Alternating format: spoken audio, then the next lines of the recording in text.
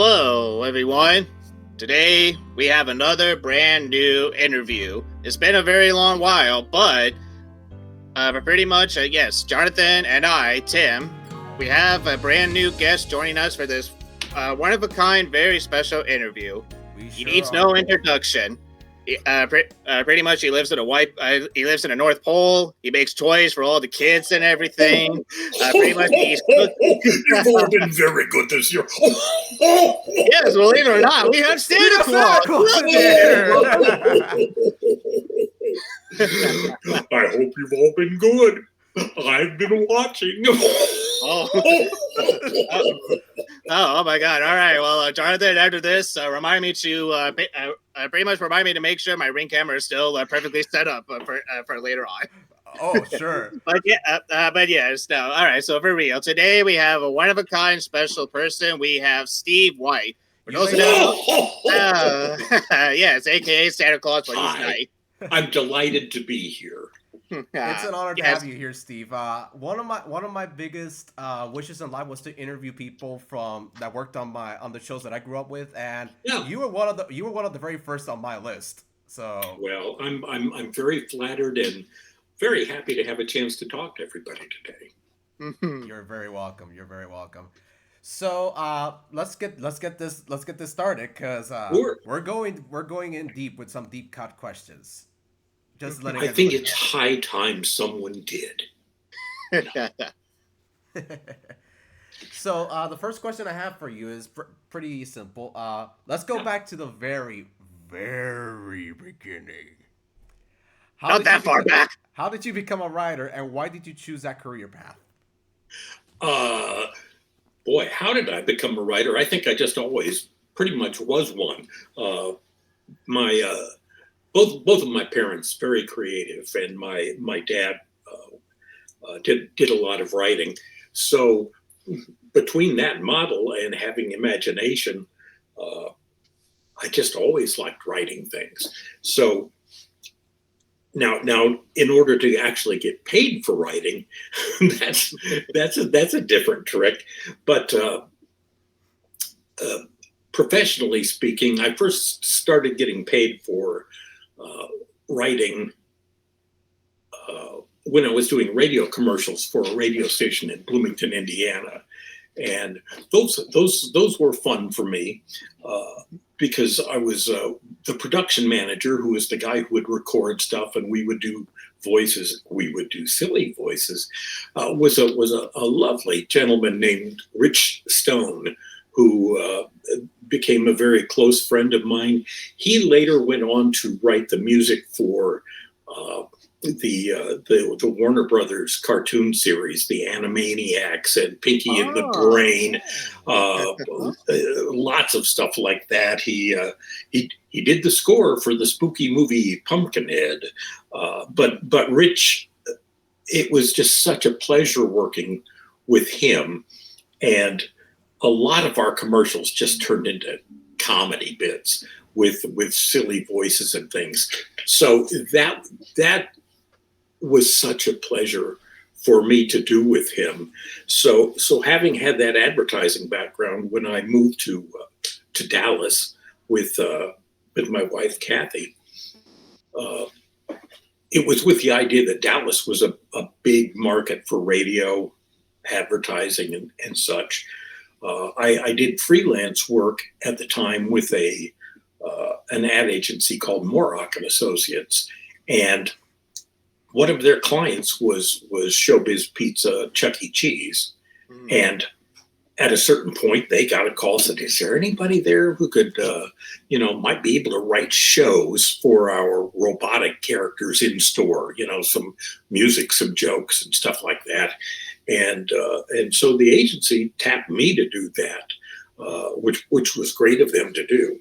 Which is then I would do that 3 or 4 times a year. Get into the studio, direct the voice talent. I would write the scripts, and one of the performers doing 2 of the voices was Bob West, a name you've probably never heard before. Oh, I know. Okay, well, maybe He's one of my, that's right. You guys are into trivia. Yeah. he's one of my, of course I know him. He's one of my voice acting influences. So. Oh, there you go. Well, yeah, and so with Bob, it would be several months between shows, and so after one of these breaks in time, I asked Bob, "Well, what have you been up to?" He says, "Oh, I was doing this dinosaur character for some videos being done by these school teacher moms."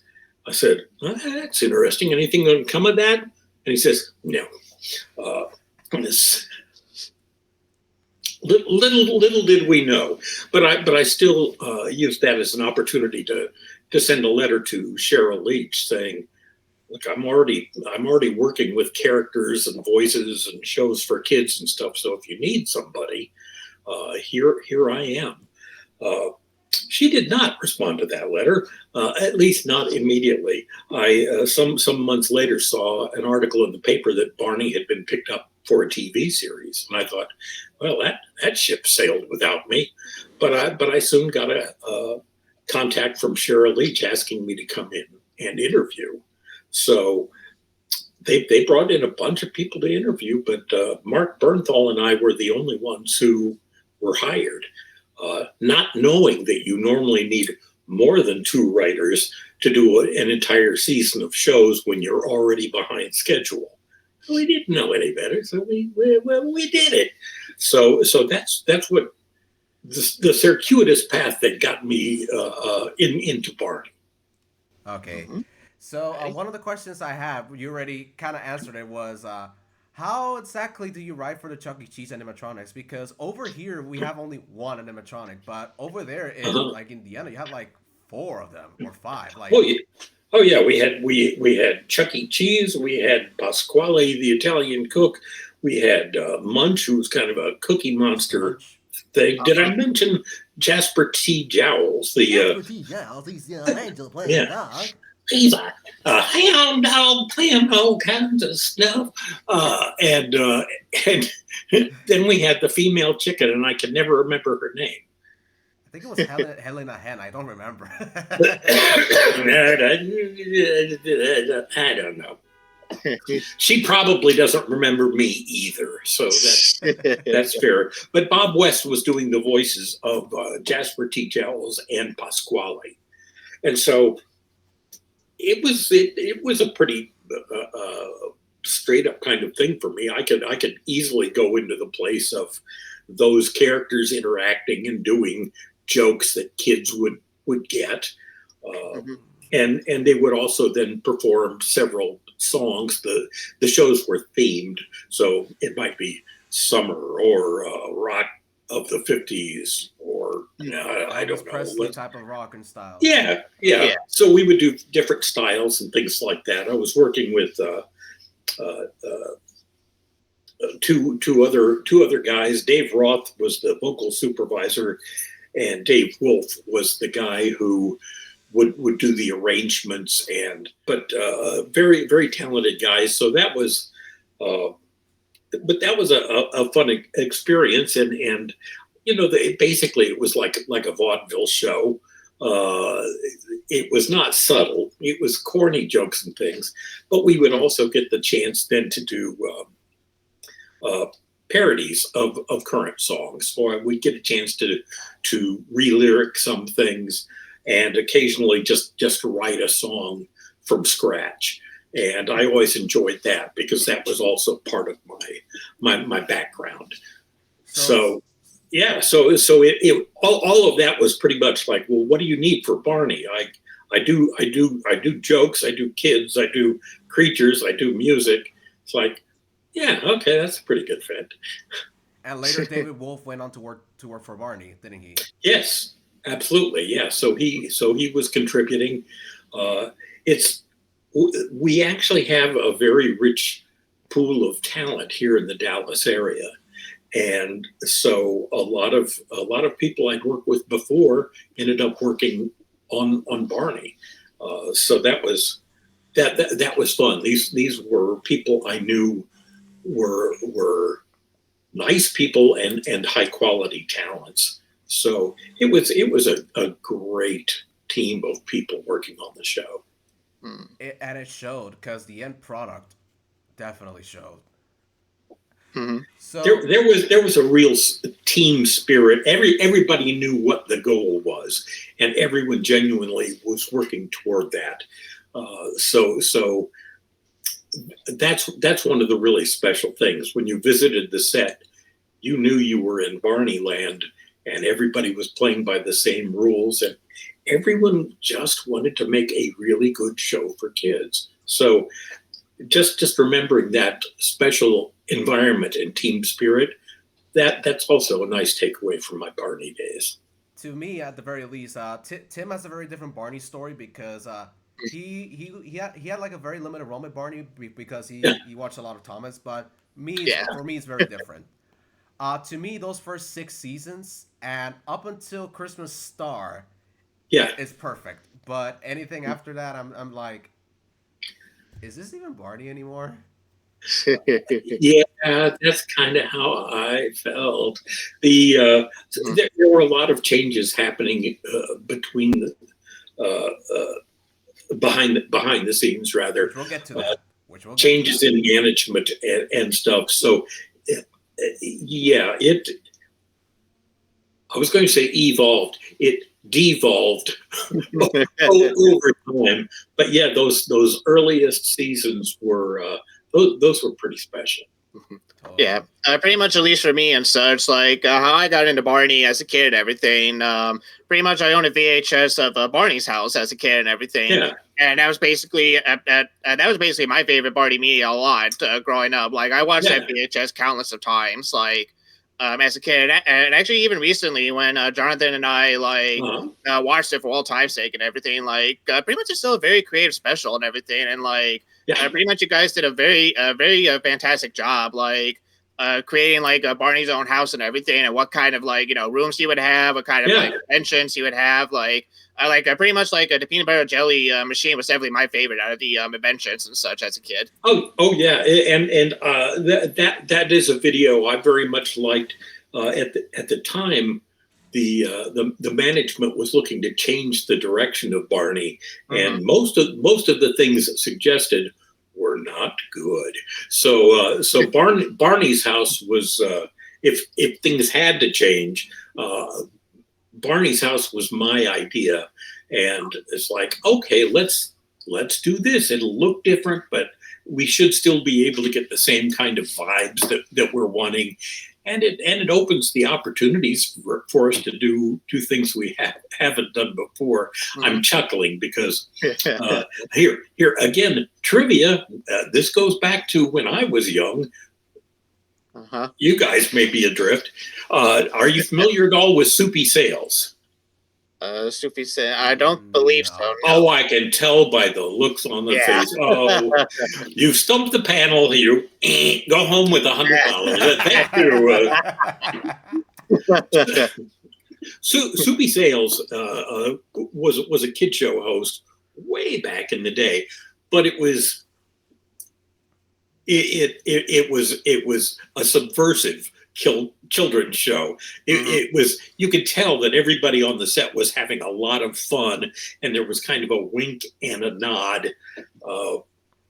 It was great fun to watch. But one of the standard bits, and it was just kind of a little clubhouse type set. But Soupy would be talking, and there'd be puppets and stuff like that. But then there would be a knock at the door. Oh, pardon me, I've got to go get that. And the door would open, and you would not see who was there, but you would see a hand come in. Oh, okay. So pretty much, you got to help me. My wife thinks she's a chicken. Well, why don't you take her to a psychiatrist? We need the egg money. And that talent was Frank Nastasi, who also did the puppet characters and 2 giant characters, White Fang and Blacktooth. You owe it to yourselves to track down Soupy Sales. But I always loved that bit, and so I as a tip of the hat, that's included in the Barney's House stuff, where you have who's at the door? Oh, it's Jack and Jill. Not you guys again. We want to borrow a bucket. I always tell you. So that was a pure homage to Soupy Sales. But yeah, the Barney's House thing gave us a chance to do a lot of things that we hadn't done before, and it was very much set up as a pilot kind of thing. That okay, we can do stuff with the computer, or we can use this magic bookcase to go places. So I quite enjoyed it. Yeah, I mean, like honestly, honestly, it's a bit. It is a bit of a shame that pretty much the creative team didn't do too much of the Barney's House afterwards and everything, because pretty much just like you said, that was it, kind of a one and done deal. Yeah, because pretty much like you said, pretty much I had to pick up the idea of a spinoff. It's like you said, you could have done a lot of stuff within the house. You could have explored more rooms, or maybe have Barney and the kids go inside one of the books in of itself and everything, and retell one of the stories and such. I would have been very honestly, if I was a kid and everything, and Barney's House actually watched the show or had more VHSs and such, most likely I definitely would have picked them up and rewatched them and everything. Well, it was very definitely designed to be an open concept where we would have a lot of ways to get to fun places. So that was very nice. Shame it didn't continue afterwards, because I would have loved that. I would have been perfectly fine if that would have been the set for season 7. To be completely honest. Well, and here when I get confused one season to another. For me, it's all just a blur. But it was probably about that time that we were told, "Oh, okay, we can add a new set," and I'm going, "Oh boy, a new set!" And I gave lists of all kinds of ideas of things that not only fun places we could be, but that would naturally segue into other kinds of gags or bits, or transportation, something we could do something. And in the end, the producers couldn't decide, and so they made the decision. It's going to be a completely white room with nothing in it. Oh no! Oh no! Oh no! No! No! No! No! No! No! Not that white boy! No! No! No! No! No! No! Please stop that! It was. I mean, Barney should be tactile and tangible and fun. But here's a bit of trivia. I'll bet you didn't know. When you put costumed, brightly colored dinosaurs in a brightly lit white room, their zippers practically pop out in 3D. It's a terrible look. You can see the Barney's pant legs going up and down his leg. It's like, there's nothing else to look at. Hey, Barney, your fly is down. Ooh, yeah. Ooh, yeah. Here, let me help you, Barney.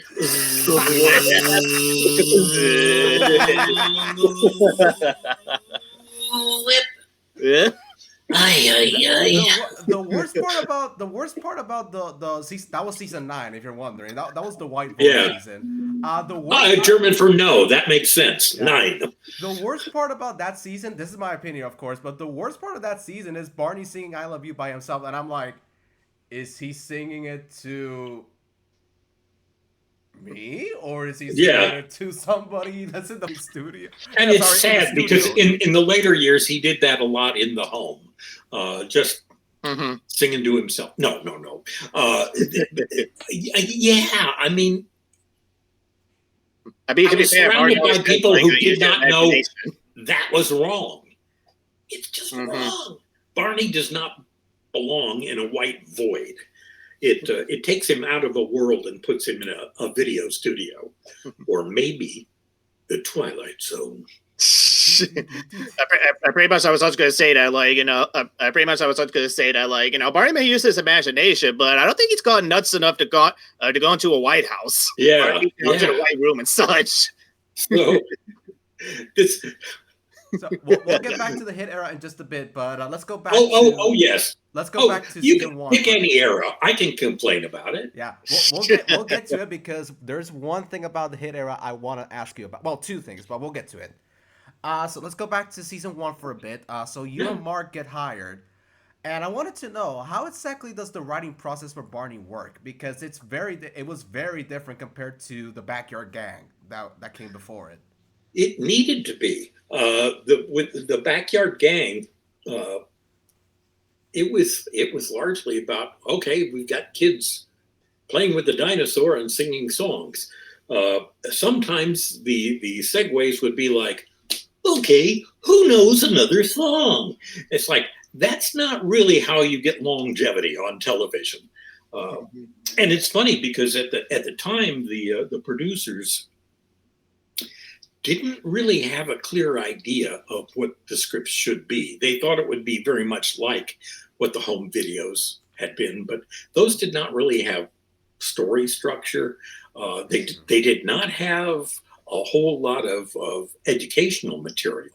That was one of the very key things. We're going to be a PBS series, and the goal at the time was get the really young kids and then be able to hand them off to Sesame Street. So we were going really young, but we needed a lot of educational content, and that meant we had to do things differently than had been done in the previous home videos.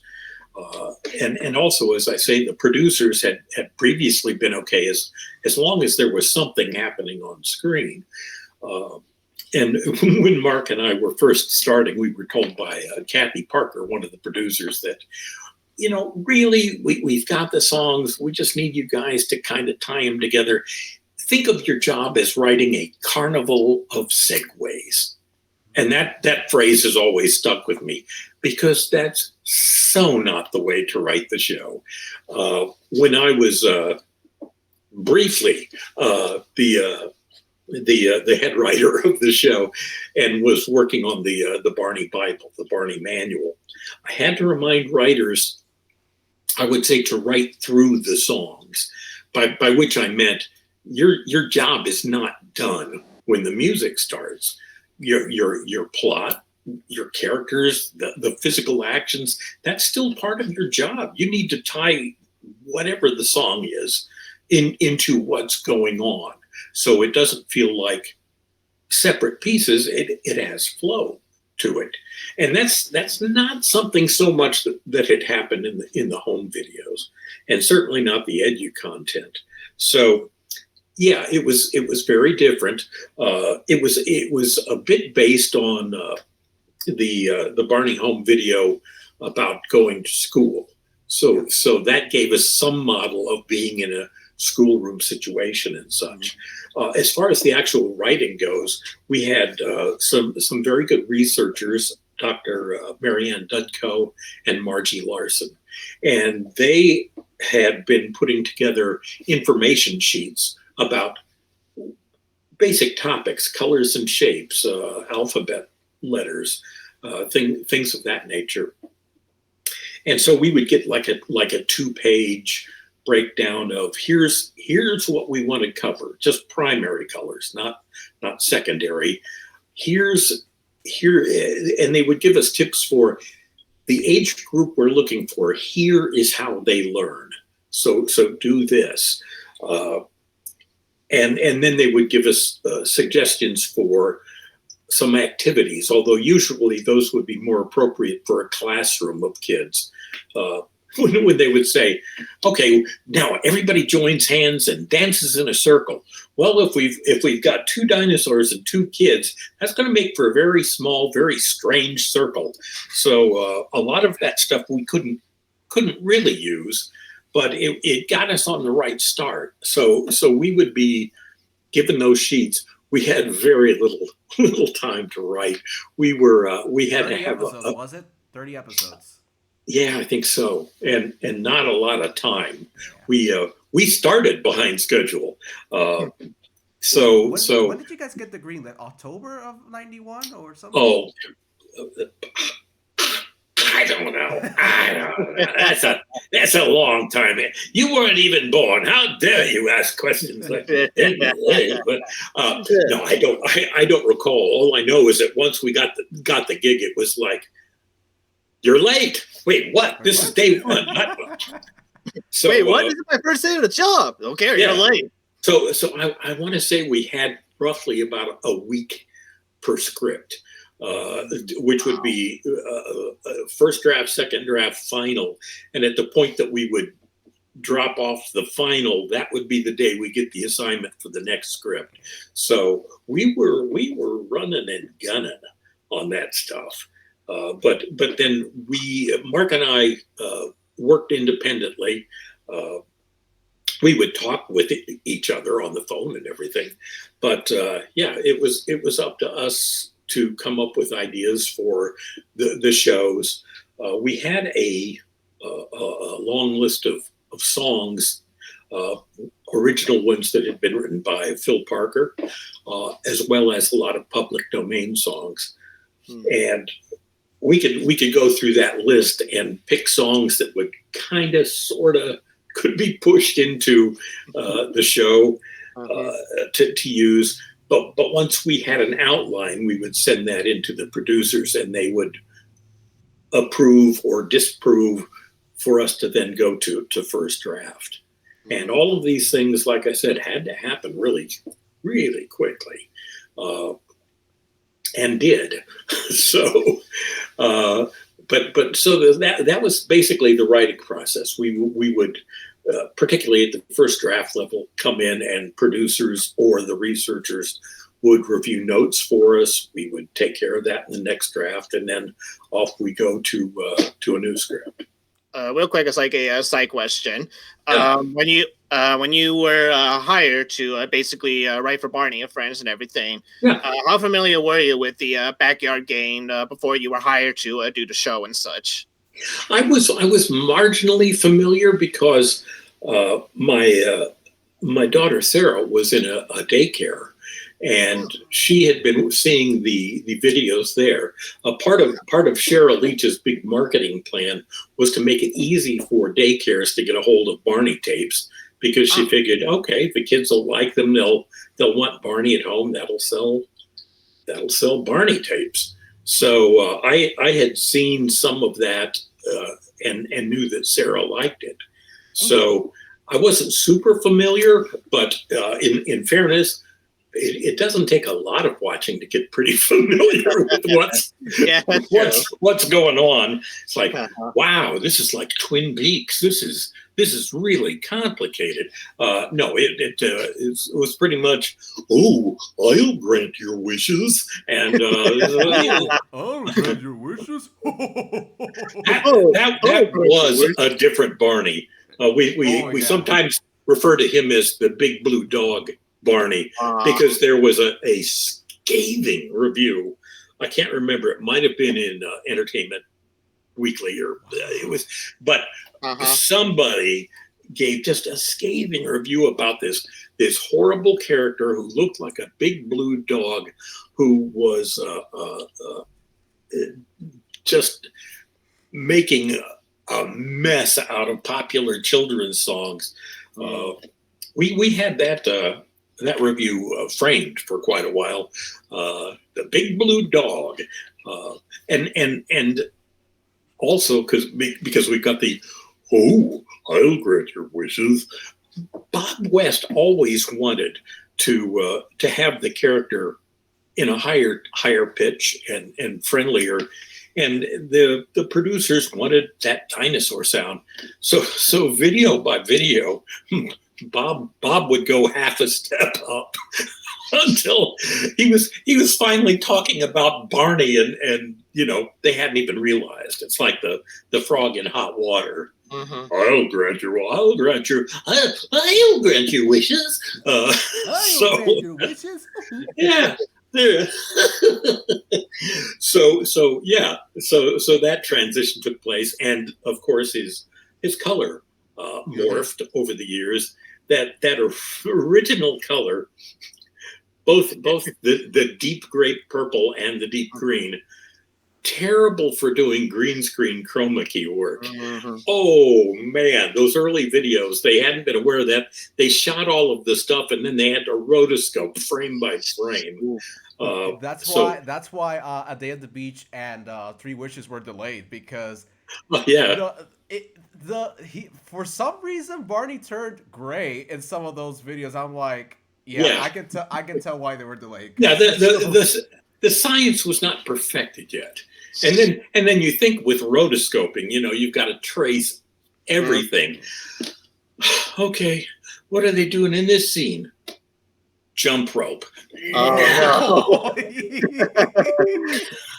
And then pretty much the very next day, the animator hands off his resume.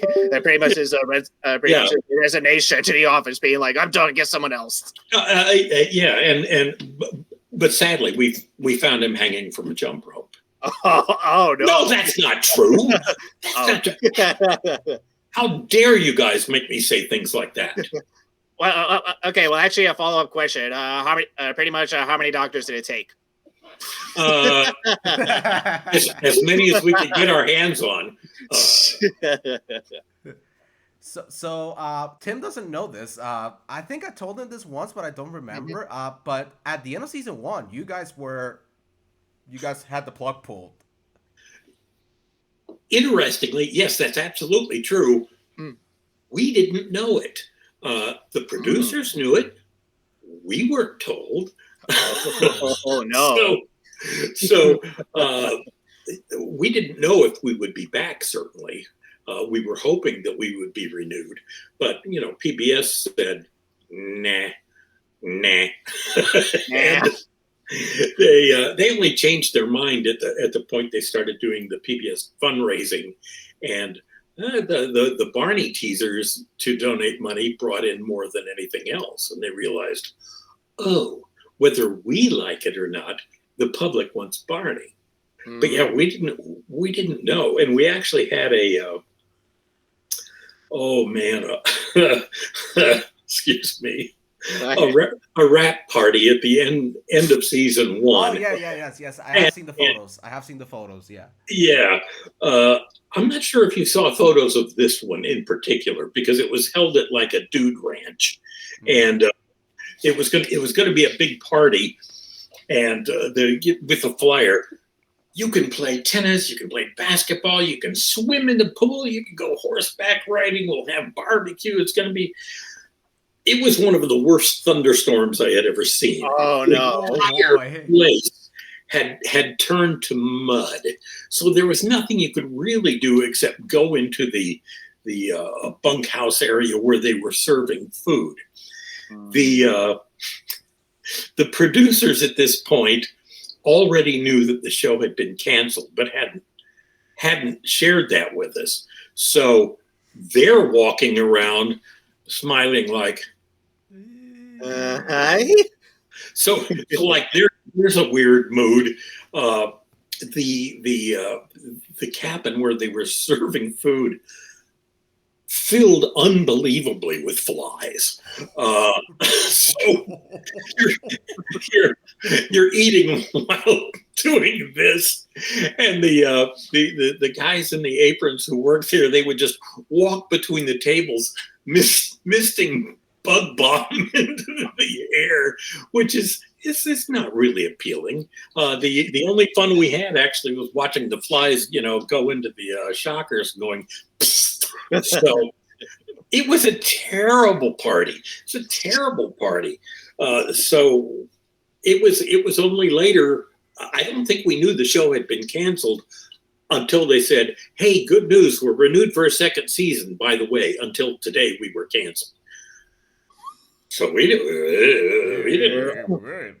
Yeah, but see, pretty much all of us. We were freelancers by nature, so we were used to gigs that would come and go. So we weren't assured of anything, so it wasn't a big shock. But it was pretty interesting after the fact to find out that the show had been canceled. So one thing I wanted to ask you as well is because in season 1, you and Mark played a couple characters, and one of them is Rainbow Beard the Pirate. Ahoy, mate hearties, and listen well. In special secret I shall tell. If it's a treasure you want to discover, then follow the map of shapes and colors. It won't be gold or jewels you'll find, but a treasure of a different kind. It'll be an adventure if you dares to try it. Sincerely yours, Rainbow Beard the Pirate. Yes, that was fun for me. And, I don't want to make anybody jealous. I still get $250 from that every 8 years. Wow. So, yeah. Yeah. Oh, yeah. Oh, yeah. That's why I'm driving the good car. That's why I have a private jet. Yeah. That's nice. You also wrote the NBC special Imagination Island, which we did watch a couple months ago before we did the interview. How was it like writing for that special? Very much the same as writing any of the other Barney videos. Yeah, it was much the same. Although we believed it would have a larger audience, so we wanted to make sure it had good production values. I wanted to make sure the story was good. We had some original songs that were kind of more special than usual. Mm-hmm. So that was fun. I want to say it was about the same time I was working on Radio City. There was a lot to it. There was a lot going on around then. But so yeah, I enjoyed working on the network special, which it was funny because technically it's called Bedtime with Barney, Imagination Island, and almost everybody on the set was asking me, why is it called Bedtime with Barney? I knew, but I had a non-disclosure and couldn't say. And that was because that we were working. It was not out yet, but a radio series of Barney reading stories called Bedtime with Barney. I've heard it. It's on YouTube. I've heard it. And Cheryl had said, see, we've got the network special. So if we put Bedtime with Barney in the title, that's free advertising. And I pointed out, but the show's not on the air yet, so no one will know what we're talking about. Okay. This is one of the areas where, I mean, Cheryl got what she wanted, and bless her for that. She's who put us on the map.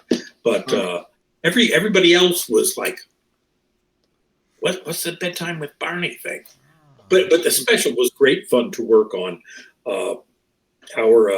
Our performer who played Professor Tinkerpot, Barry was such a pleasure to work with, and that was exciting too because there had just been a huge earthquake in California, and we were lucky to get him out at the last possible minute.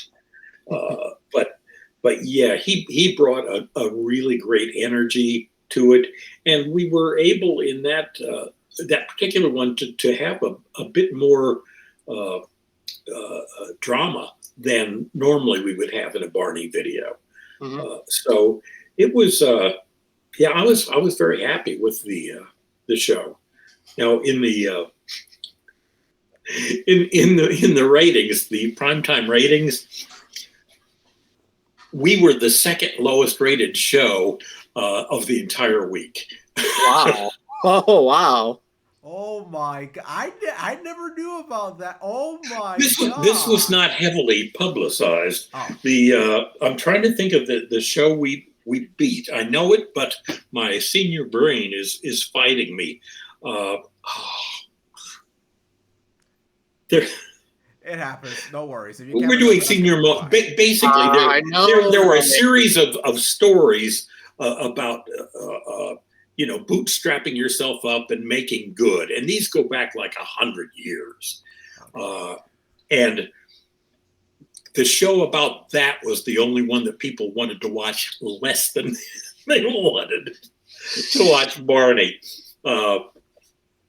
So it was not a major success. Artistically, of course, but in terms of people actually watching, less so. But that's tame compared to what's coming up next, which is Radio City Music Hall.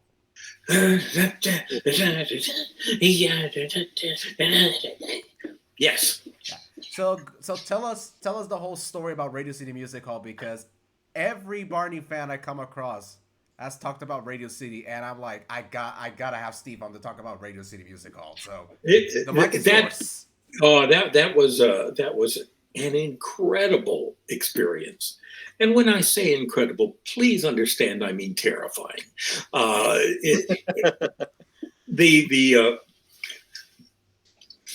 Where do I begin?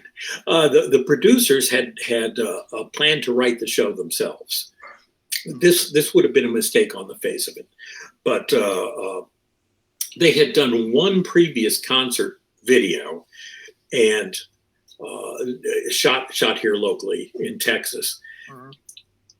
With that Barney in concert, I believe it's called. That was the one where they introduced Baby Bop, right? Yes. Yes. There's a story there too, but we'll never get anywhere if I tell you all the stories. But they would shoot a scene and a song on stage, and then everything would stop, and the audience would just have to sit there and wait while the props were changed, the sets were changed, the costumes changed. So it looks like, a 45-minute concert on the tape. They were there for hours. By the time they were getting to the last songs, the crowd had dwindled down to just a few people. It's like, okay, could you all sit together, and we're going to get the shot just there so it looks like there's still people here. And I mention this only because if this is the mindset you're bringing to writing a show for Radio City, it is not going to end well. People at Radio City don't want to wait while you're changing costumes. So it actually had to be a show that, dare I say, would work. They flew me up to New York. Also terrifying. I'd never been to New York, and straight to the Radio City Theater, where they were doing their Christmas spectacular. And oh my gosh, I mean, the stage is enormous, and the theater iconic. They've got side stages up on the walls. They've got a giant elevator floor in the middle of the stage that will lower, and then they can change signs and props or whatever, and then bring it back up. And it would come up, and there would be 10 people ice skating on real ice. So all of that was going on. They do a nativity scene in which you've got the standard nativity scene, and then some sheep walk by, and then a donkey walks by, and then camels walk by, and then an elephant walks by. And I'm taking notes of all of this because I want to use all the toys. So it's like, let's use that elevator. Huh. Live elephant would be good. The side stages, yeah. What's that over there? Pipe organ. So it's like, hey, this is my shot. So I looked at all of this and was just thinking how to fill that stage. Was daunting. But so after I looked at that, I flew back here to my home in Plano, Texas, went straight to the library and took out all the books on how to stage a school play because I knew nothing. So it's like, let's see, that's called the proscenium, stage left, stage right. No, that's stage left, that's stage right. So I educated myself as best I could. And then just sat down to write the most fun script I could think of. And interestingly, what you see on the stage and what you would see in the script most of it is not seen because I had to cover all of the logistics. The doll. Why was the doll cut? Well, as you can probably tell there, he had a substance abuse problem. And that just wasn't going to wash. That is so not true. That is so not true. We know. Anything bad you've ever heard about Barney, it's not true. Of course. I can't specifically recall, but I think it just wasn't working. He was going to be in plain view, and then we do a little magic and some smoke and whatever, and he would disappear, and it just wasn't working right. Which you actually did succeed in Big Surprise later on, but not for this show. Yeah, with Radio City, we never successfully completed a dress rehearsal before the first performance. We never even came close. So, and every performance went great, but oh my gosh, when I'm there watching the rehearsals, the back of Radio City, you've got like 3 tiers of stages. I'm in the last row, up in the rafters, sitting in the middle. And if you had been able to put a camera on me at the time, I am wrapped up in a fetal ball, because things just weren't going right. And because we had that great elevator, I thought, well, I'll use the heck out of that. But from up high, looking down at the stage, you can see when it disappears, and there's just a black void there. And I realized, wait a minute, I've got 3 people in dinosaur costumes who can barely see, and the kids are following along behind. I thought, I'm going to kill them all. I've got them dancing next to this vast hole. And so I'm having conniption fits up in the rafters. Because I can just see them. Oh my God, Steve, what have you done? You sent all this kids to the black hole. That's right. Because when at first looking at the theater, they took us down in the basement where they just got these massive hydraulics to bring the stage up and down, and it's like a 70-foot drop. And there's a Teamster whose job was to work it, and he's sitting at a desk and couldn't care less if we lived or died. And I said, okay, but when the elevator's down, what keeps people from stepping into that hole? They don't want to die. So oh my gosh, I wrote all this stuff in there, and then of course it's like, well, I've got a live elephant coming across the stage. I wonder if live elephants attack little people in yellow costumes. So I am a worrier by nature, which is actually good in my job, because I worry about things and then I try to make sure they can't happen, which works well for the production. But on me, it's hard. I mean, look at me now. I'm only 34, but it's tough. I want to tell you, it's tough. But it was so exciting doing that show, and yeah, I was pulling out all the stops because I wanted it to be spectacular. One thing that I had working greatly in my favor, once again, I was called in when there was technically not enough time, so I think I only had 2 weeks to create the show, and the good part of that was there was no time really for a lot of revisions. So what hit the stage was pretty much what I wanted. We had the set designer who would build the props and the set elements fly in from New York, and Victor DiNapoli was his name. And he looked at the script and he looked at our stuff in Texas. He says, well, we can do this, but if you make a single change, it won't work. We can't do it. And we're going to have to be working 24 hours, so you'll be paying double and triple time. Otherwise, this show ain't going to hit the stage. So from my standpoint, that was great. It's like they didn't have time to change anything I wanted. So, man, did we have a lot of stuff going on. Did you guys have any technical difficulties when you finally opened the show? I'm sure there must have been some, but nothing insurmountable.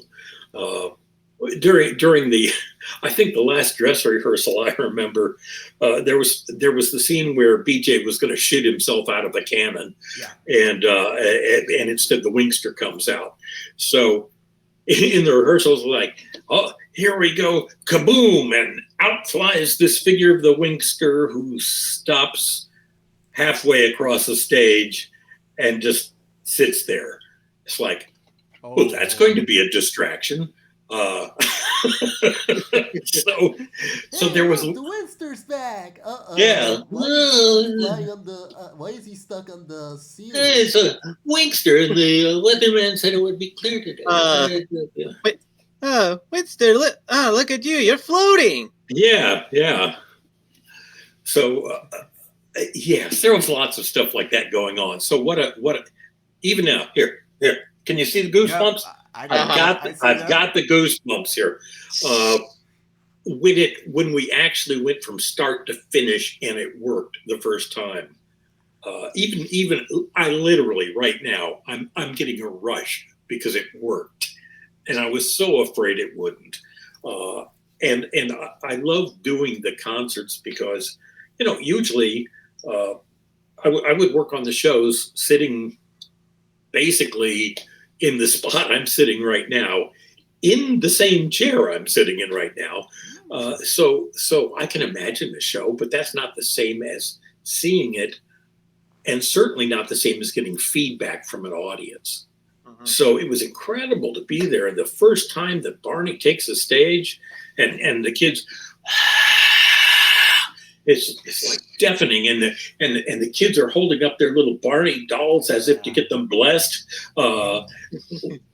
What a rush! What a rush! So that was great. So scary and thrilling, and a show I'm really proud of. And it shows. The final product does show. Like, wow. Yeah, there's a lot going on in that show. It almost feels like an episode of the TV series done live. Yeah, and it's tricky to pull this off because, as I say, a lot of what I was writing was behind the scenes. If we needed to have a quick costume change for Barney, that doesn't really happen. So we needed to have a second Barney ready to go in the costume to have the wingster appear different places quickly. We needed more than one wingster. We needed people who could back up our body performers for Baby Pop and BJ, just in case anything happened there. And I would write scenes so there would be some reason for them to leave the stage for a song or two at a time to give them a chance to rest. So the logistics was a huge part of it that nobody would see. But trying my best to make it fail-proof.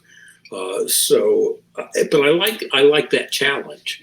Sticking on the topic of the tours, there is one tour that you suggested the idea. Correct me if I'm wrong, of course. Suggested the idea, but they were like, we have the script, so we don't need you. So goodbye.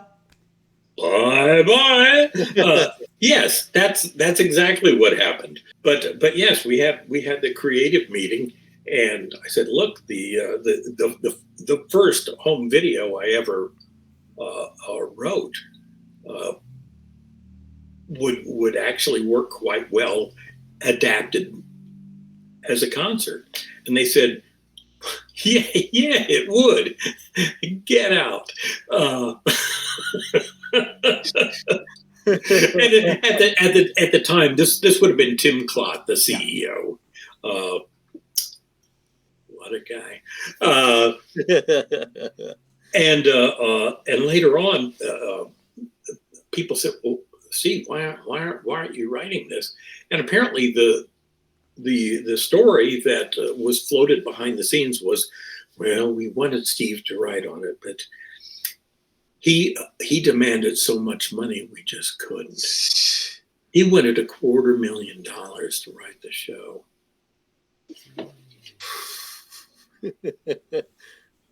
Not true at all.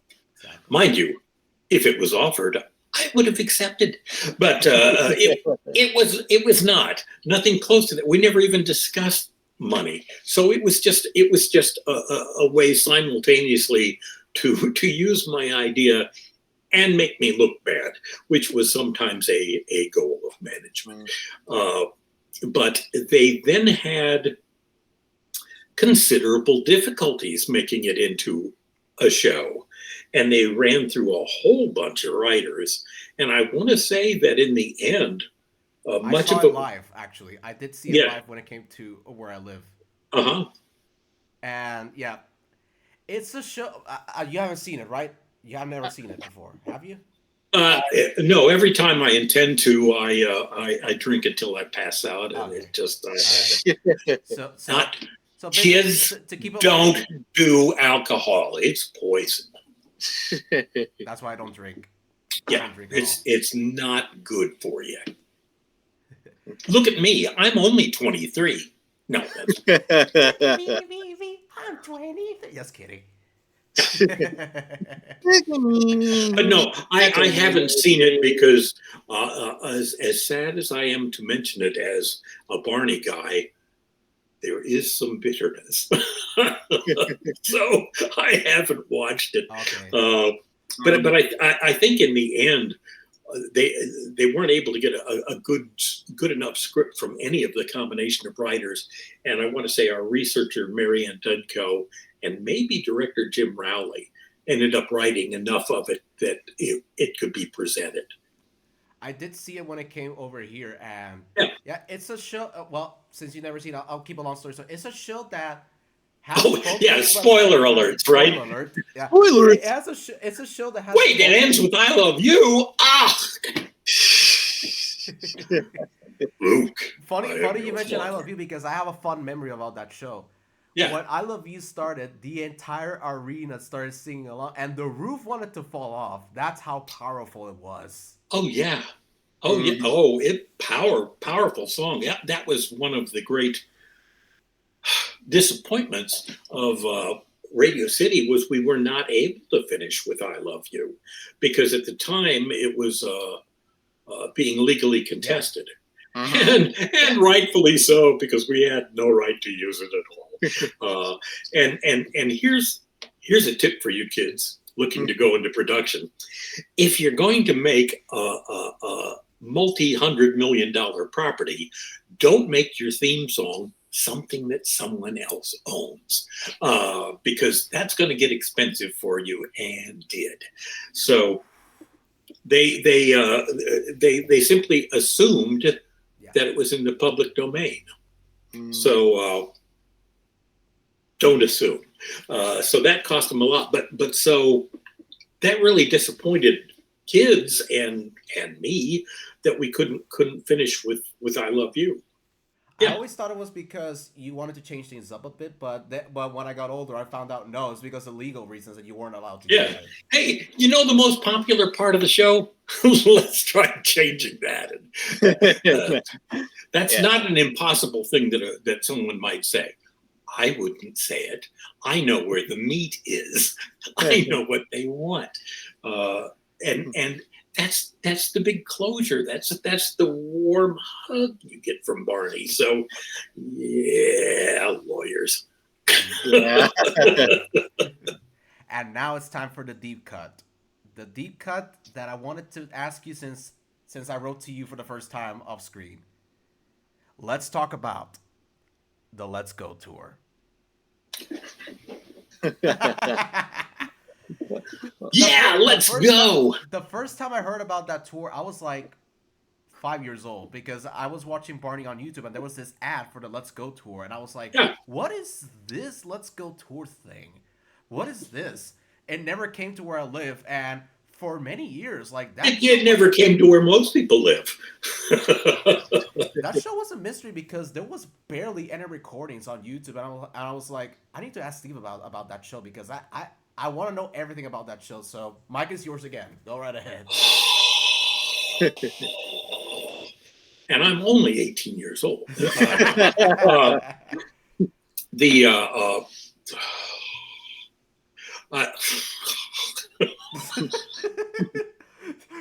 got time. You know it's a good question when the old guy goes so many times.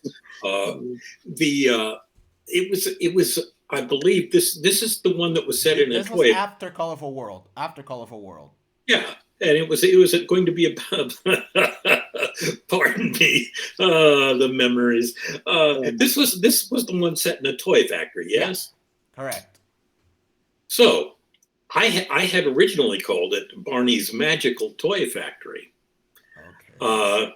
because follow me if you can, because this gets twisty. Okay. It was in a magical toy factory, but that's not the direction that the people wanted to go. At this point, we were working under the supervision of Karen Barnes was the. And she didn't get it. We had done a couple. Excuse me. I have a condition now. We had done a couple of very successful home videos called "Let's Go to the Zoo, Let's Go to the Farm." And so I'm sitting in a meeting for the concert, and the marketing person is there and said, "We've had these two videos that just really stood out in our sales. Let's go to the zoo and let's go to the farm." We figured out what it is that made those really sell. And I said, "The live animals." And they said, "No, we think it's the words 'let's go.'"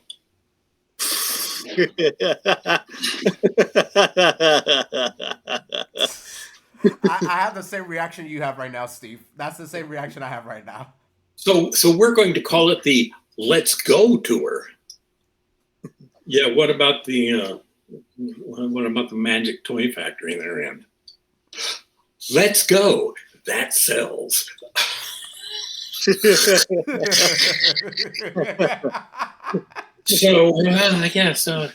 the Let's Go tour. So I since you can't really much write a show about that, we stuck with the toy factory, and it's lots of fun and cool stuff going on. At the point that the script was finished, or nearly so, we had a team meeting, and Karen Barnes, who was the creative director at that time, said, "Look, is it just me, or is anybody else bothered that there's so many toys in this?" I'm not bothered that there's so many toys in the Magic Toy Factory. Kids like toys. Well, but, it seems like we're commercializing stuff too much. I said, we're not doing branded stuff. It's stuff like a bike, like a ball. These we're not selling anything. We might be selling one Hot Wheels toy, but that's about it. Okay. Well, yeah, and I got a little something for that, of course. But that's industry standard. So, she didn't get it. If Karen Barnes' name is on any Barney product, just remember, she didn't get it. So the Let's Go tour mounted. We knew at the time that Barney was not drawing the crowds in concert that he had been previously. So this was Did the crowd start dwindling with Colorful World, if you remember? I honestly can't remember. Okay, that's okay. But but so the show was somewhat scaled down, fewer trucks to make it more affordable, playing smaller venues, and the arrangement I had, I was not offered $250,000 for this bad boy either.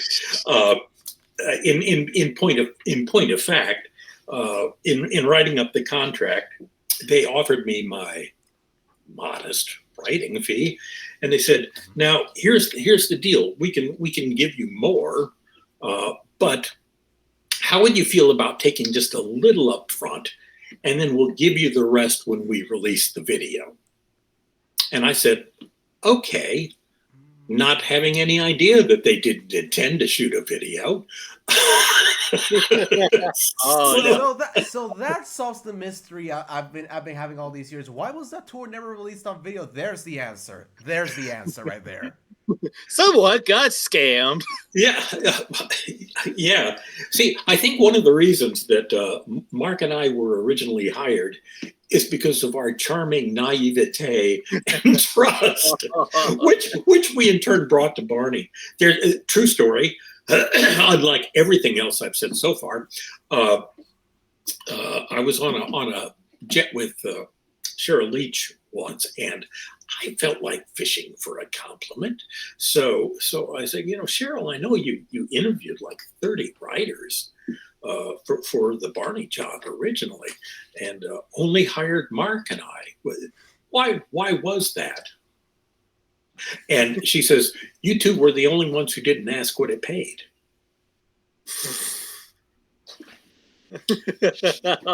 Absolutely true. But again, I think that shows that Mark and I were in it for the heart of Magic. So we were the. Would Barney have asked what it paid? No, he would have asked if it would make kids happy. So we were already embodying the Barney spirit. But I think with the Let's Go tour, I think they probably would have turned it into a video, but the tour kind of collapsed on the way. They just weren't getting the ticket sales, and so they just pulled the plug on it. Without ever having taped it. And it was very poorly promoted. From what I heard from David Vaughn, David Vaughn said that it was very poorly promoted. Yeah. It for much of the time, a lot of Barney stuff was poorly promoted because it wasn't necessary. When Barney really took off, we called those the Elvis years, and you didn't need to advertise. People would find it. It just, oh, there's something new in the store. Yahoo! So we did not have strong marketing at all. In my opinion, in case any of the marketing people still are lawyered up. But yeah, it was not well promoted. It was not playing big venues, and it didn't make me much money. So other than that, I did see it on stage once. I think our premiere appearance was in. It was in Alabama, actually. Was it? I was thinking Little Rock, Arkansas. I think it was in Alabama. I need to verify. You're probably right, because you have a young, supple brain, and this. If you can believe it, I'm only 11 years old. I'm a historian. I'm a historian as well. So. Oh, see, you're a historian. This. Picture a big bowl of batter being churned. I'm lucky to grab a fact as it flies by. Mobile, Alabama. That was the opening night. Mobile, Alabama. Okay. Yeah, I opened in Alabama, and it was very poorly promoted. So no wonder that I never saw any video of it, because. Yeah. That explains. Good old producers and executives. Yeah. And sadly, I fell for that we'll pay you later trick more than once. Well, I mean, to be fair and everything, if anything, like they probably could have just given you an IOU sticker. Yeah. Afterwards. But like I said, $250 every 8 years for Rainbow Beard. So I guess I caught him napping that time. All right. So now that we got the tours out of the way, now let's talk about this bad boy. Barney's Great Adventure.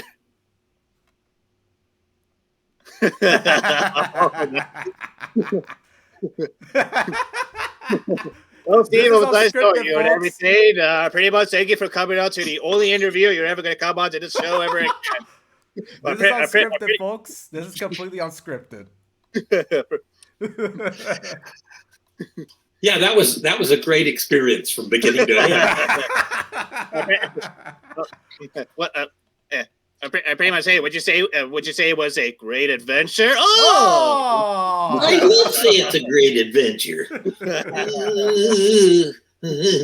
Oh man, trust me, there's not enough time to tell you all the things I could tell you, but the here once again you'll start discerning a pattern here. The deal was made to make a movie, and so the producers wanted me to write the script. Okay, I'll do that. Negotiations were going on. Certainly I was not involved in any of that, but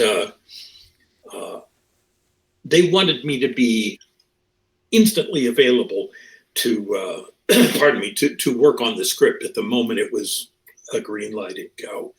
So they took me off the series just so I would be ready.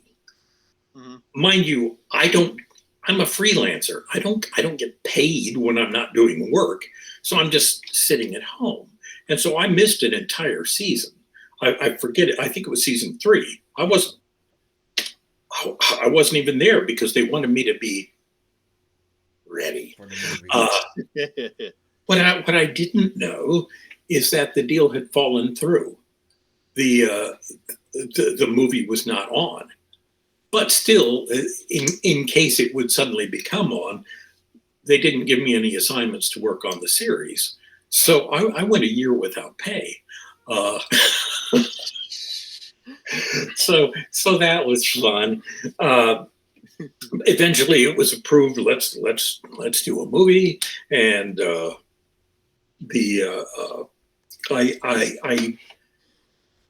always wanted to write a movie. I've gotten over it now, but I had a pretty free hand in writing the movie. The storyline was mine. Others offered to help, and I listened to what they said, and now none of that was ever going to happen. But so I wrote the script, and Dennis and Cheryl, Dennis DeShazer, Cheryl Leach, they were very pleased with the script, as well as they should be. It was my goal, not expressed to them or anyone else. I wanted this film to change how the world looked at Barney, that he was not just for kids, but his message was appropriate for kids, for adults.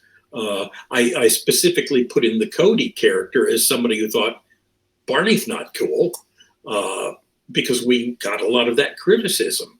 It's like, let me gently address that head on, and let me put in enough funny stuff in here that older kids and even adults will say, this is actually a pretty funny movie. This was a lot of fun. And I still feel like my original script did that. It had a lot of good stuff in it. It had a lot of humorous elements. If I had been able to get my dream cast, Andrea Martin as the bird woman, John Cleese as the head of Bird Buddies of America, Ringo Starr, ladies and gentlemen, Yes. as the Eggman, Gigi Gajoob, the Eggman, because at the time he was doing Shining Time Station. And for our Thomas viewers, there you go. So the kids say, "Hey, he's that guy." The adults go, "Ringo," and for the adults, they would hear that Gigi Gajoob and know that that's from I Am the Walrus, and so it's a joke. We always wanted to avoid doing jokes that only adults would get, but they were okay if kids didn't know it was a joke that they were missing, and certainly never any double entendre type stuff. Yeah. But so I really tried to build it so that hopefully it would surprise a broad age range of people that say, this Barney thing is actually pretty funny. And then changes before you started happening. To the changes, I was also gonna say, and the original script has something more Baby Bop and BJ because they're barely main characters in the final film. So yeah. Here, pardon me just a moment while I salt my wounds. Pretty much. Don't worry, Steve. Pretty much after this, I'm gonna make sure I report Jonathan. Excuse me. We're gonna make sure I report Jonathan for elder abuse and such. So you're good. Yeah, you're right there. All right. Absolutely. Pretty much didn't leave all you want, but we got you on camera. Yeah, that's only fair. But go ahead. Please continue. Yeah, go ahead. Please continue. There was a bunch of really fun stuff with BJ and Bob. And with the grandparents, they were much bigger characters and funnier characters. There was a whole bunch of stuff going on back at the farm, and the director, Steve Gomer.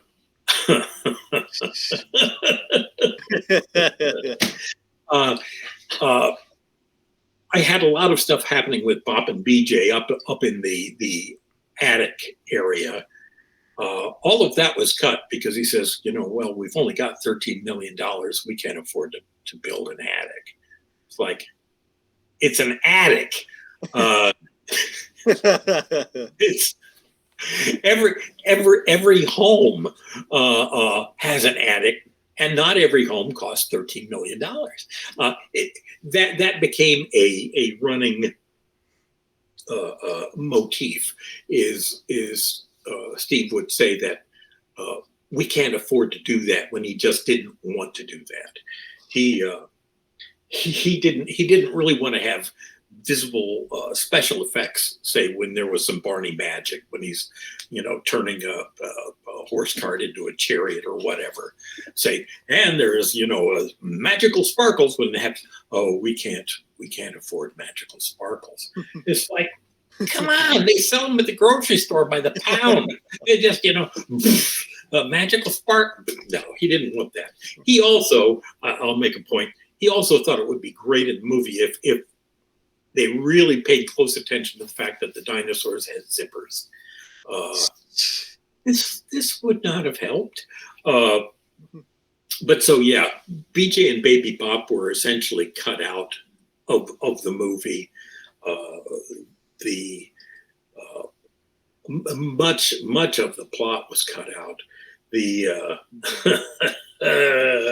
Let's talk about the elephant in the room. The elephant. Are you talking about the koala bear? Yeah. Let me tell you something. Before you say it, let me tell you something. The first time I saw the film when I was a young kid, of course.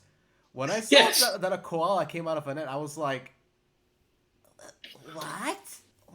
What is this?" That was my literal reaction as a kid. Mine too. Yes. In the original script, as you would know, I wonder what comes out of a big egg. Maybe a big baby bird. And what does a baby bird want? He wants his mother. And what would Barney do? He'd help put them back together. This was an idea that was generally hated by I can't remember the guy's name, which is just as well because it would probably be a lawsuit. But he was an external producer working on the thing. It's just like, no, that's the mother bird thing. No, That's been done before. Yeah. Kids being reunited with parents and everybody feeling good. It's been done. And what hasn't been done? Pretty much, you know what hasn't been done? Pretty much a kid stepping on a big pile of poo. Yeah, exactly. I'll admit that was mine. But to boldly go where no Barney had gone before. Where no Barney has gone. And BJ, they cut the line where he says, sorry, that was one of mine. That did not happen. I am lying. I'm lying to you, good people.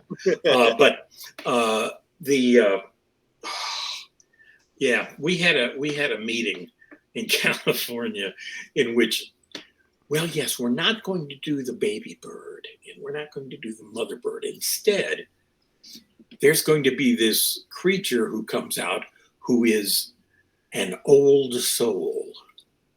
Wait, he's coming out of an egg and he's old.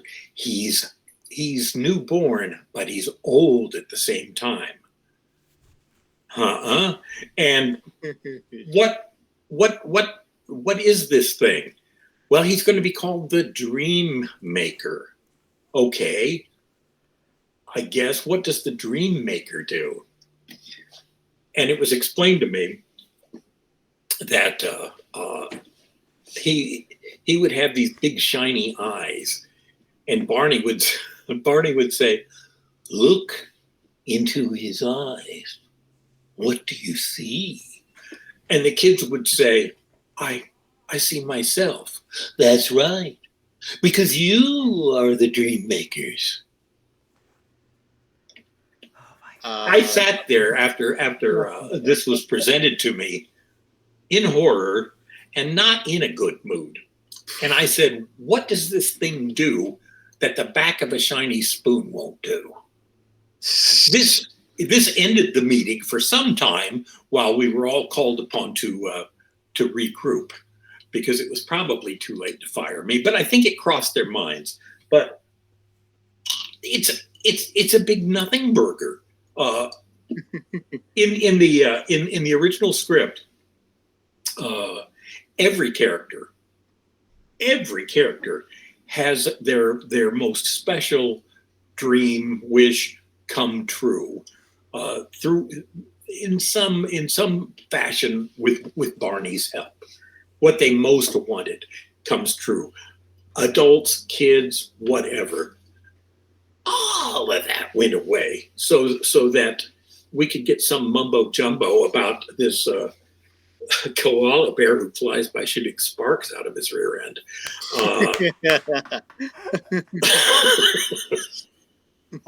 We've seen that scene. We saw the film like a month ago to prepare for this interview, and woo boy, must be Mexican food.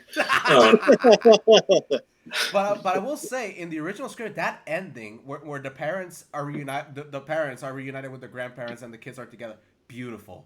And then when you zoom into the farm and you see that Barney down next to the egg, and you hear and you see the little lines to the "I love you" and then the wink, that would have been a much better ending. Goosebumps on goosebumps. You saw it here first. Yeah, to this day and for the rest of my life, I will believe that if they had just shot the script, it would have been a very good movie, and it really would have changed people's perception of Barney. And it might have allowed me to have hope of writing another film script someday. But no, with that one, I have less of an IMDb credit and more of a rest in peace credit on that page. It's like, there's one thing about the movie I've always been curious about, and it's who did the music for it, because it doesn't say who composed the music. I don't even know. That was one of the things about the movie. oh, we're doing things Hollywood style now, so we don't want to use any of the people who actually made Barney a sensation. We don't want to use your TV directors. We don't want to use your TV music people. We're gonna get experts who don't know what they're doing. Steve Gomer, basically every other director had rejected the movie. He was make or break. We either take Steve Gomer or we can't make the movie. And I didn't get a vote. So I was also not welcome on the set because Mr. Gomer and I had creative differences. I was creative and he was different. So that's a good way to put it. Yeah. That didn't really work out. But there was a bias against using people who were familiar with the property. To me, the soundtrack album is funny because it's full of songs that aren't in the movie. A few of them make it under the credits. I just thought of a story that's absolutely hilarious that I'm not going to share. But can I say something? but if only you were in my mind right now. Oh, how you'd love this story, but I'm not. Of course, no worries. Don't worry. No worries. I will say this though: the finished film, as it was, still to me at least, and Tim can also speak for himself. But to us, the film is still pretty good. But what a missed opportunity. I am glad that there are people who enjoy the film, and I do not want to rain on that parade. My reasons for being unhappy are personal, and if people like what's on the screen, that's good. I'm pleased about that. I just wish it had been otherwise. I mean, were you a little surprised that Roger Ebert of all critics, Roger Ebert of all critics actually gave the film a very positive review? I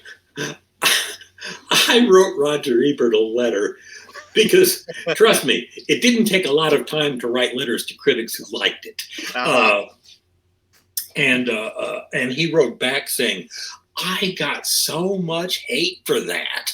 Wow. For saying that it was okay. That was my one and only contact with Roger Ebert. Mm-hmm.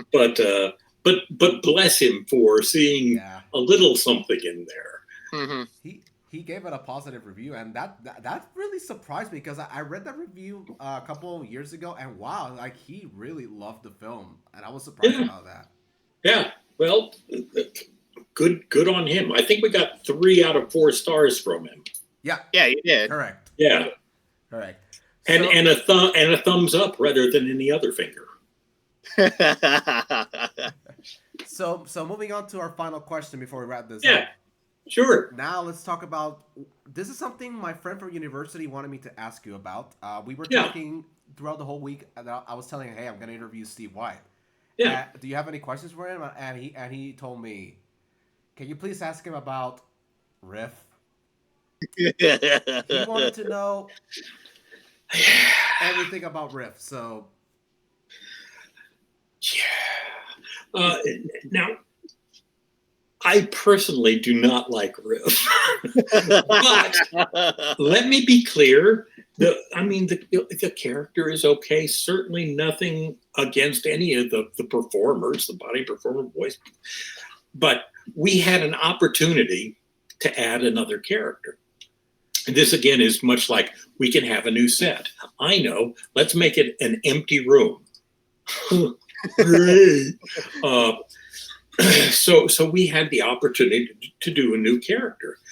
As a writer, what you want is a character who can open doors to other storylines.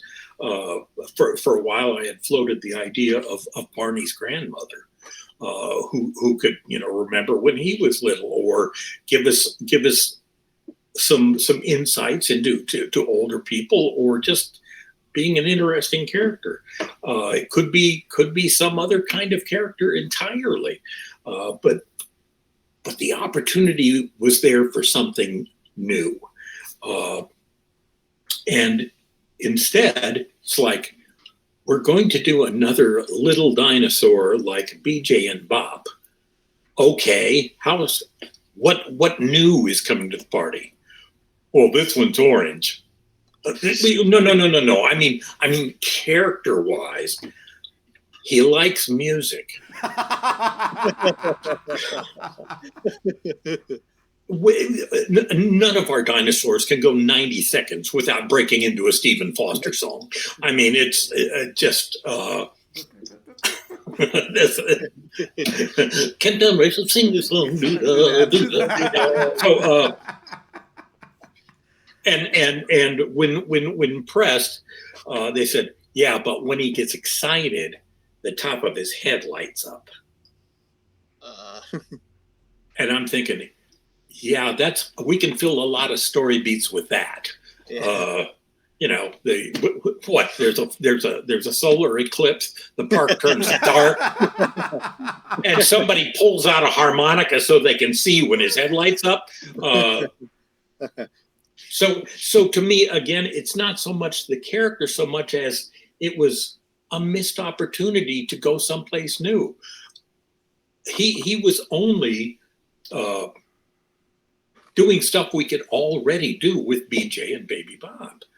So it was very frustrating for me just to have a different color little dinosaur on there.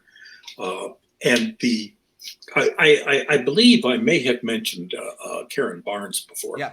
No worries. Favorably, of course, always favorably. But one of the things because Riff was new when she came aboard, and one of the things she took great pride in was bringing a music curriculum to the show. And I could never understand.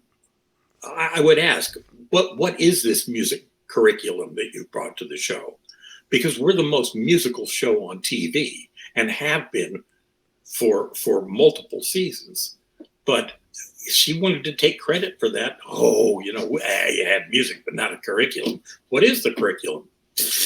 I don't know. So yeah.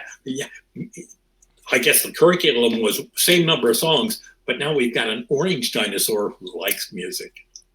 So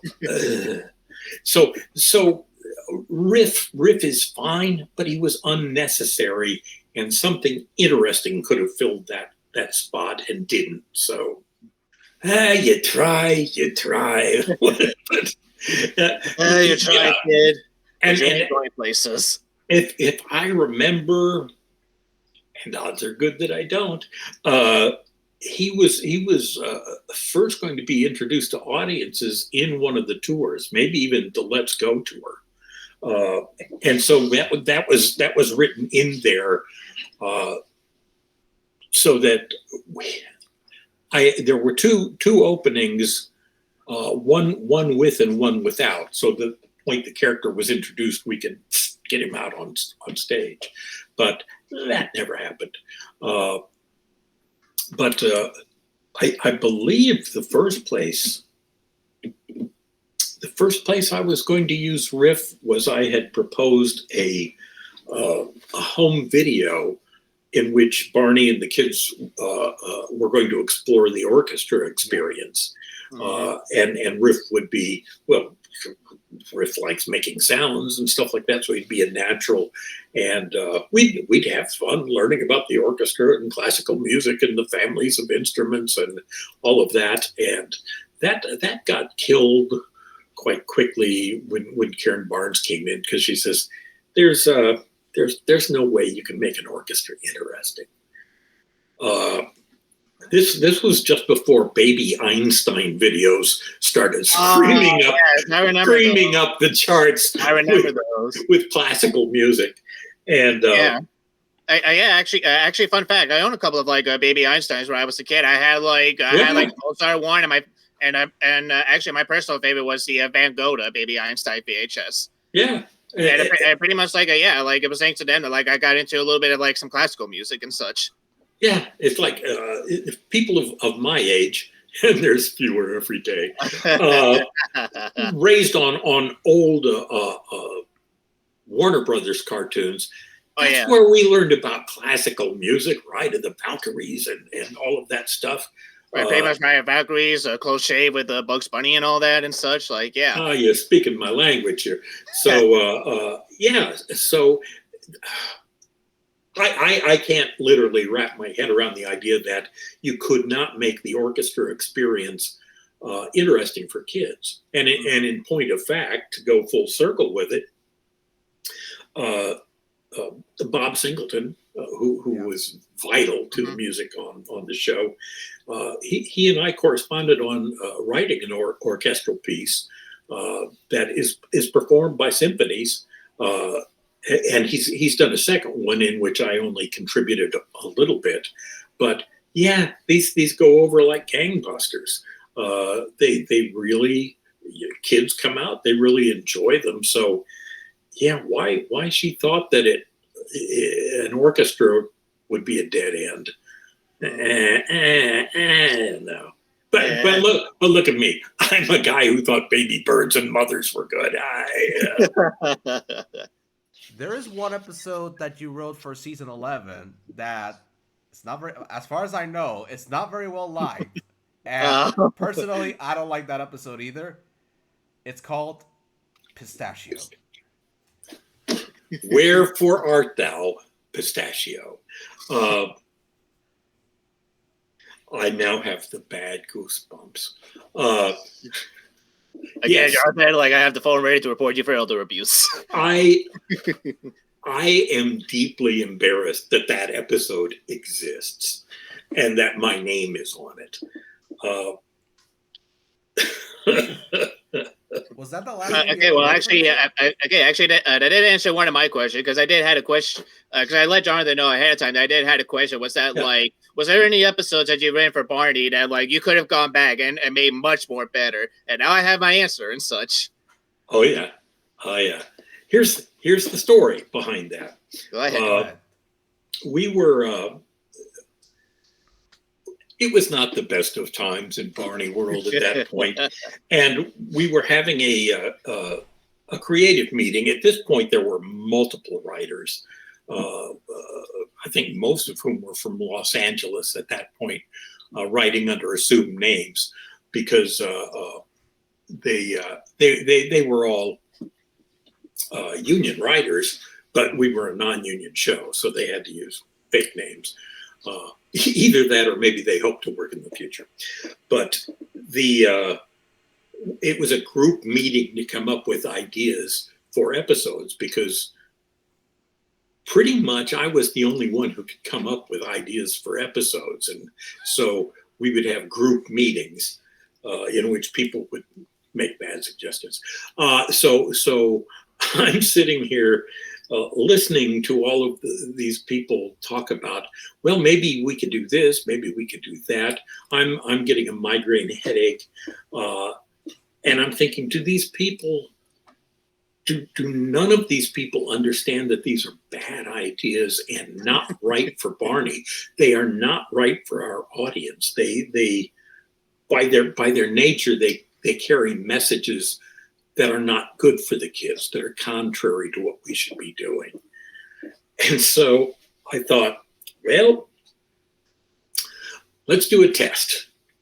Let me see if I suggest an episode which is about Barney having an addiction problem and going through a 12-step program. Let me see if there's anyone in the room who would even say that's a bad idea. Nope. That's why Barney later went to a mental ward. Nope. Yeah. No. Oh yeah. Don't tell me they said, "Oh, that's great. Go ahead and write it." Don't. Well, I didn't use those exact words. Obviously. But yeah, it's like, oh, he has a bad habit that he's always eating these, and the other kids and stuff help him, and he's been hiding pistachios around places, so people wouldn't know. But the others realize it's getting to be a problem for him, and he needs an intervention. Your story made me think. I can make pistachio popcorn, and I'm sitting here going. Yep, you're not Barney. Get away from my screen right now.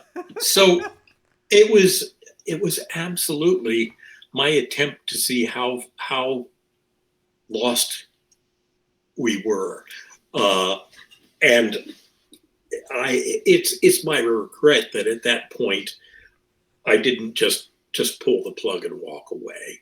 I wrote the episode anyway, still hoping that somebody would say, "Steve, no.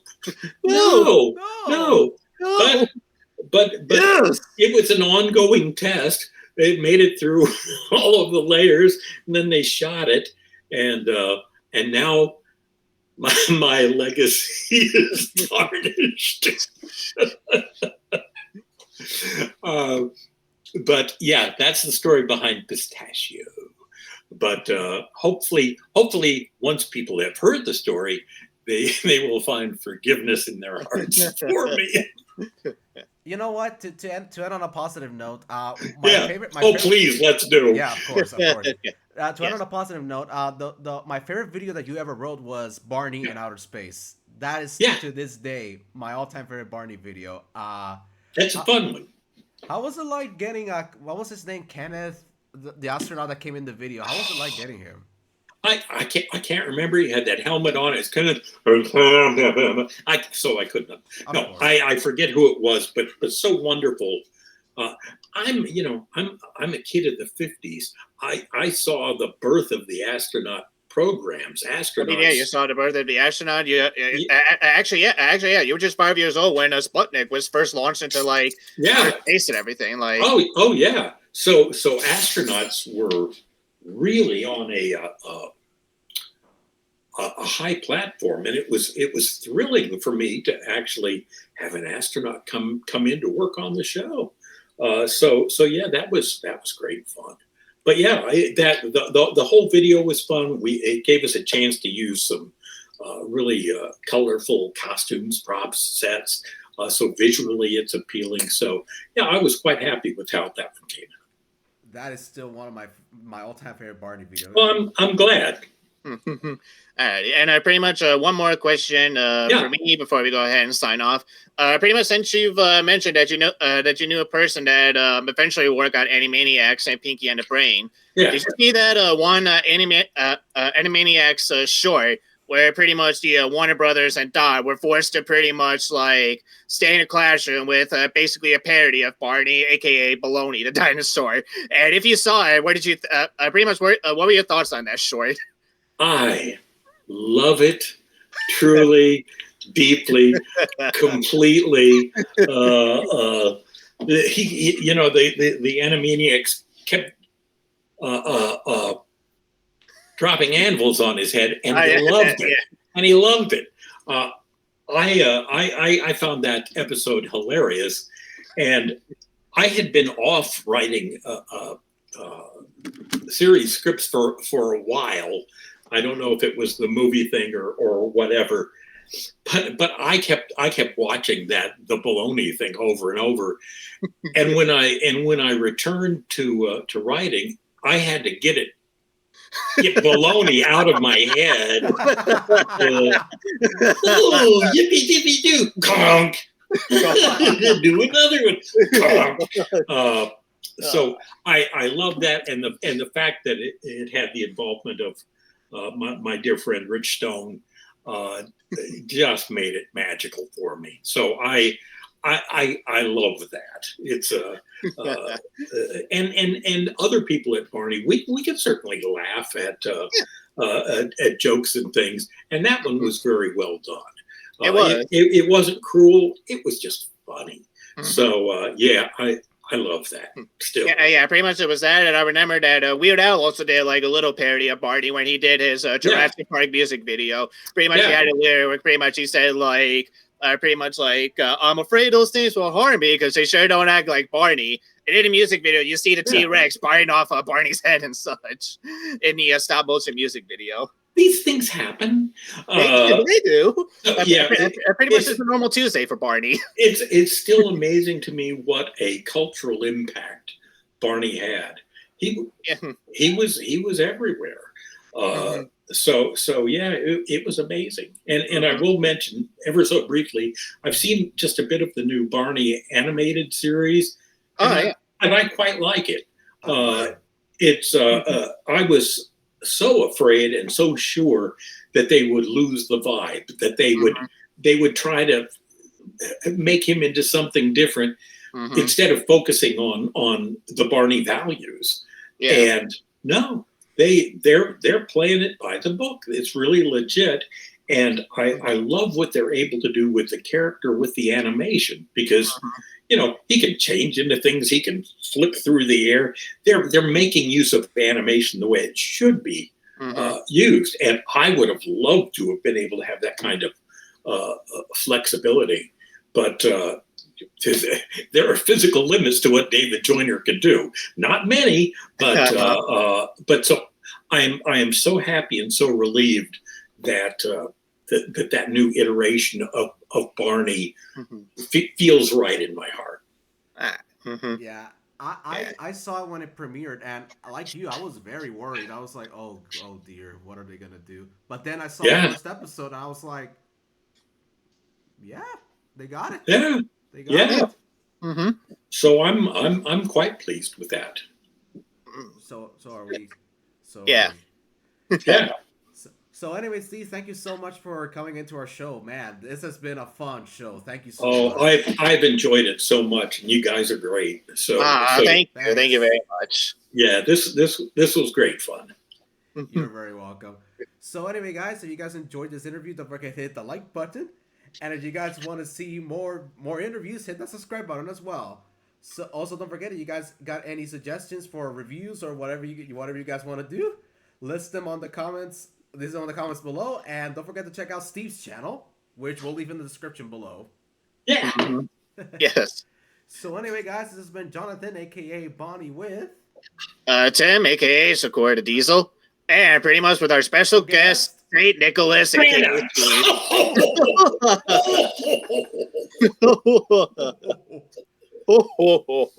So anyway, guys, thank you so much for watching, and we'll see you guys in the very next video. So until then, and remember, I love you. Bye-bye. Oh, wait, wrong one. Oh, well.